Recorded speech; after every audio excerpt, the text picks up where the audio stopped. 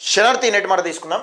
2 లక్షల ఉద్యోగాల నోటిఫికేషన్లు ఇంకెన్నడు? ఉద్యోగాల జాతర అనే నేతల నోళ్లు మూతపడ్డాయా? ఇందిరమ్మ రాజ్యం అంటూనే నిరుద్యోగులకు వెన్నుపోటు పొడుస్తున్నారా? ఉన్నతమైన చదువులు చదివిన ఎందరో విద్యార్థులు ఇవాళ అడ్డకూలీలుగా మారిపోయారు. ప్రభుత్వ దొంగ వాగ్దానాలను నమ్మి నిరుద్యోగులు మోసపోయారు. తల్లిదండ్రులకు సమాధానం చెప్పలేక ఉద్యోగాలు సాధించాలన్న కళని చెరిపేసుకోలేక 30 ఏళ్ళు నిండిన పెళ్లిళ్ళు చేసుకోలేక లైబ్రరీలలో కోచింగ్ సెంటర్లలో పుస్తకాలతో కుస్తీ పడుతున్నారు.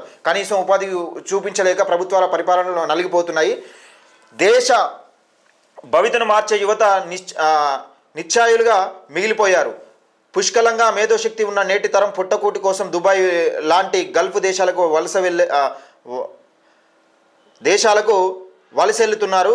కన్న వాళ్ళను సాకలేక కన్నీళ్లు పెట్టుకుంటున్నారంటూ ఒక పెద్దపల్లి రాజన్న. నిజంగా మనం డిగ్రీలు చదువుతాను, పెద్ద చదువులు చదువుతున్నాం, కానీ ఒక 10,000 ఉద్యోగం కోసం పాకులాడుతాం అన్న నేపథ్యం చూస్తాను. ఈ నాయకులు ఒకటే ఉచిత పథకాలు ఇస్తాం, బస్సు ఫ్రీ ఇస్తాం. ఆ ఫ్రీ ఇచ్చుడు కాదురా నాయన.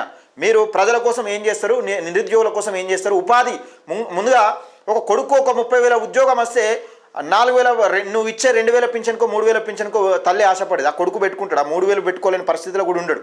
కానీ నువ్వు కొడుకు రావాల్సిన 30,000 ఉద్యోగం సంగతి గాలికి వదిలేసి ఆ అవ్వకు పెన్షన్ ఇస్తా అని చెప్తాను. గది అట్లున్నది. దయచేసి ఇప్పటికైనా ఒకసారి ఆలోచించాలి. దాన్ని ఉద్దేశించి పెద్దపల్లి రాజన్న నేటి మాట.